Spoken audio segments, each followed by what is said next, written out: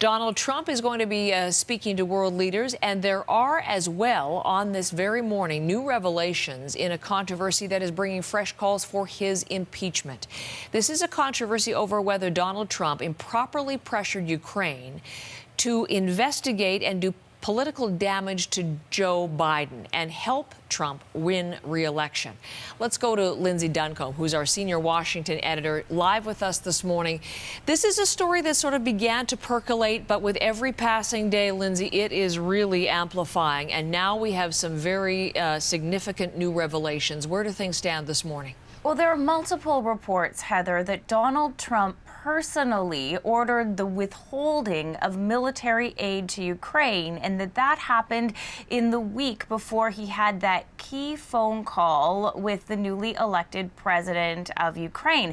And we're talking about significant money, close to $400 million, that Ukraine was counting on, military aid that it needed to protect itself against an adversary it shares with the United States, and that is Russia. When this aid was withheld, members of Congress didn't know why. They were told it was an interagency process. Eventually, Ukraine got the money earlier this month. But now that we have all of this concern about what happened on that phone call, there is a lot of suspicion about what Donald Trump's motivations may have been here. Now, we have not seen the transcript of the phone call. We have not seen the whistleblower complaint at the heart of all of this, but there is growing concern that what may have happened here is that Donald Trump was holding back that aid in order to get the newly elected Ukrainian president to start this investigation into Joe Biden, the frontrunner in the Democratic race for the presidential nomination. And if that were to be proven true, there are a lot of people in this town, a lot of Democrats especially, who see that as a significant abuse of power. So for now, Republicans are trying to contain the damage, but for the Democrat side of things, there are new calls for impeachment proceedings. We've heard that before, Lindsay, but is there anything new this time? What's different this time is where those calls are coming from.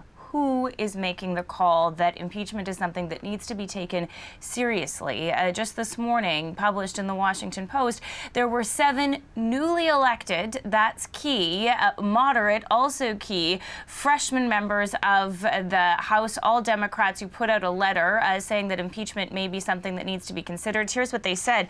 They said, these allegations are stunning, both in the national security threat they pose and the potential corruption they represent. They called the allegations a threat we have all we have sworn to protect. We must preserve the checks and balances envisioned by the founders and restore the trust of the American people in our government.